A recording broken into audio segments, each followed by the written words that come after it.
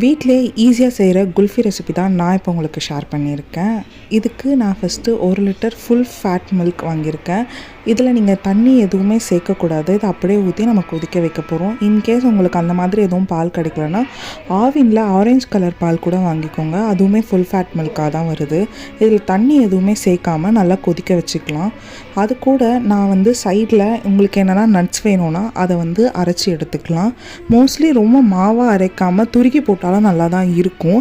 ஆனால் நான் இந்த டைம் நல்லா தூளாக அரைச்சிக்கிறேன்.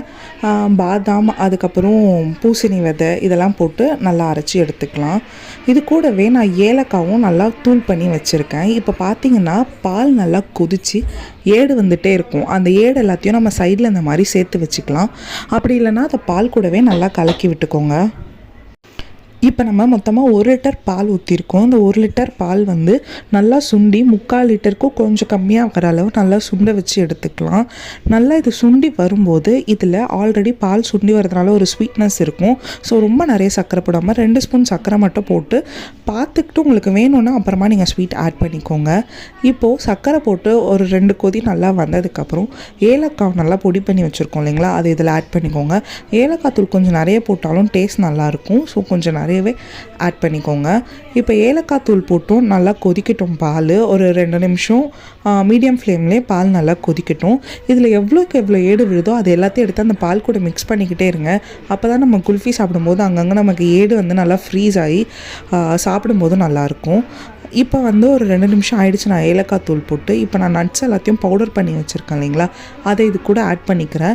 இல்லை உங்களுக்கு பவுடராக சேர்க்க பிடிக்கல அப்படின்னா நீங்கள் துருக்கி கூட நம்ம சேர்த்துக்கலாம். அப்படி இல்லைனா மிக்சியில் லைட்டாக ஒரு ஓட்டு ஓட்டி கூட நீங்கள் சேர்த்துக்கலாம். எப்படி சேர்த்தாலுமே நட்ஸ் சேர்த்ததுக்கப்புறம் இது ரொம்ப நல்லா தான் இருக்கும். இப்போ நட்ஸ் பவுடர் எல்லாமே சேர்த்துட்டு நமக்கு எங்கேயுமே அது கட்டி இல்லாத மாதிரி நல்லா கலந்து விட்டுக்கலாம். இது பவுடராக சேர்க்கறதுனால தான் கட்டியாகும். இன்கேஸ் நீங்கள் துருகி தான் போட போகிறீங்க அப்படின்னு சொன்னால் இது கட்டியாக எங்கேயும் நிற்காது. ஸோ ஈஸியாகவே மிக்ஸ் பண்ணிடலாம் நீங்கள். இப்போ இதை நல்லா மிக்ஸ் பண்ணதுக்கு அப்புறம் அடுப்பை ஆஃப் பண்ணிவிட்டு இது எல்லாத்தையும் டம்ளரில் ஊற்றி நல்லா ஃபஸ்ட்டு ஆற வச்சுக்கோங்க. நல்லா ஆறுனதுக்கப்புறம் அப்படியே எடுத்து ஃப்ரீசரில் 8 to 12 hours செட் பண்ணிங்கன்னா நல்லா ஃப்ரீஸ் ஆகி வந்துடும். ஃப்ரீஸ் ஆகி வரத்துக்கு முன்னாடியே நீங்கள் ஸ்டிக் போட்டு வச்சுக்கிட்டிங்கன்னா உங்களுக்கு எடுக்கிறதுக்கு ஈஸியாக இருக்கும். அப்படி இல்லைனா ஸ்டிக் போடும்போதும் உங்களுக்கு ரொம்ப கஷ்டமாக இருக்கும். இப்போ நான் இது 12 hours ஆச்சு எனக்கு செட் பண்ணேன்.